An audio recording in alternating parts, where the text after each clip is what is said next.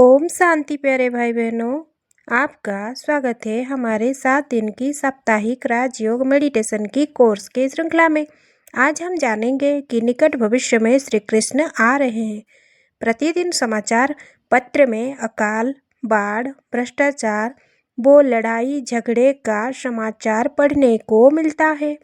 प्रकृति के 5 तत्व भी मनुष्य को दुख दे रहे हैं और सारा विश्व का वातावरण दूषित हो गया है।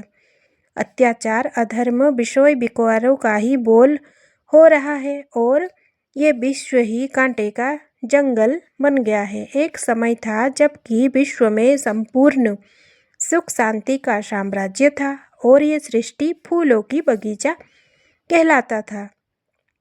प्रकृति भी शतोप्रधान थी और किसी प्रकार की प्राकृतिक विपदाएं नहीं थी। मनुष्य भी शतोप्रधान दैवी गुण संपन्न थे और आनंद खुशी से जीवन व्यतीत करते थे। उस समय ये संसार स्वर्गमय था, जिसे सतयुग भी कहते हैं। इस विश्व में सुख, समृद्धि और शांति का मुख्य कारण था कि उस समय का राजा तथा प्रजा सभी पवित्र और श्रेष्ठाचारी थे। इसीलिए उनको सोने के रत्न जड़ित ताज पहनाना दिखाया जाता है। श्री कृष्ण तथा श्री राधा सतयुग में प्रथम महान राजकुमार और राजकुमारी थे, जिन्हें स्वयंवर के पश्चात श्री नारायण और श्री लक्ष्मी नाम पड़ा। उनके राज्य में शेर और गाय भी एक घाट में पानी पीते थे, अर्थात पशु पक्षी संपूर्ण अहिंसक थे। उस समय सभी श्रेष्ठाचारी, निर्विकारी, अहिंसक और मर्यादा पुरुषोत्तम थे। तभी उन्हें देवता कहते थे, जबकि उसकी तुलना में आज का मनुष्य विकारी, दुखी और अशांत बन गया है। ये संसार भी नरक बन गया है। सभी नर नारी काम, क्रोध आदि विकारों में मन लगा रहे हैं। सभी के कंधे पर माया बसा हुआ है तथा एक भी मनुष्य विकारों और दुखों से मुक्त नहीं है।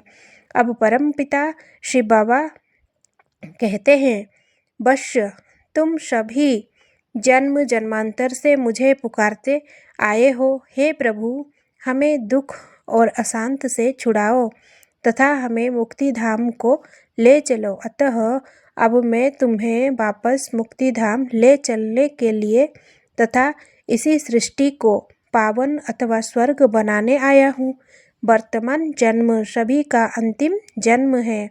अब आप वैकुंठ सतयोगी पावन सृष्टि में चलने की तैयारी कर, अर्थात पवित्र और योगी युक्त बनो, क्योंकि अब निकट भविष्य में श्री कृष्ण श्री नारायण का राज्य आने ही वाला है तथा इस कलयुगी विकारी सृष्टि का महाविनाश एटम बम, प्राकृतिक आपदाओं तथा गृह युद्ध से होगा। चित्र में श्री कृष्ण को विश्व की ग्लोब में मधुर बंसी बजाते हुए दिखाया गया है, जिसका अर्थ है समस्त विश्व में श्री कृष्ण श्री नारायण का एक छत्रवाद राज्य होगा। एक धर्म, भाषा, मत तथा संपूर्ण समृद्धि, खुशहाली तथा सुख चैन की बंसी बजेगी। बहुत सी लोगों की ये मान्यता है कि श्री कृष्ण द्वापर युग के अंत में आते हैं।